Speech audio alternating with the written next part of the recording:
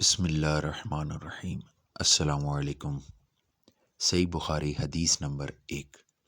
آپ صلی اللہ علیہ وآلہ وسلم فرما رہے تھے کہ تمام اعمال کا دار و مدار نیت پر ہے، اور ہر عمل کا نتیجہ ہر انسان کو اس کی نیت کے مطابق ہی ملے گا۔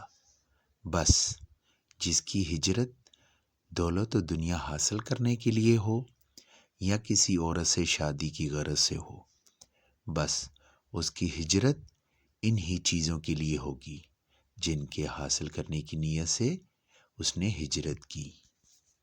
صحیح بخاری حدیث نمبر 6۔ رسول اللہ صلی اللہ علیہ وآلہ وسلم سب لوگوں سے زیادہ سخی تھے، اور رمضان میں جبرائیل آپ صلی اللہ علیہ وآلہ وسلم سے ملتے بہت ہی زیادہ جود و کرم فرماتے۔ جبرائیل علیہ السلام رمضان کی ہر رات میں آپ صلی اللہ علیہ وآلہ وسلم سے ملاقات کرتے اور آپ صلی اللہ علیہ وآلہ وسلم کے ساتھ قرآن کا دورہ کرتے۔ غرض آپ صلی اللہ علیہ وآلہ وسلم لوگوں کو بھلائی پہنچانے میں بارش لانے والی ہوا سے بھی زیادہ جود و کرم فرمایا کرتے تھے۔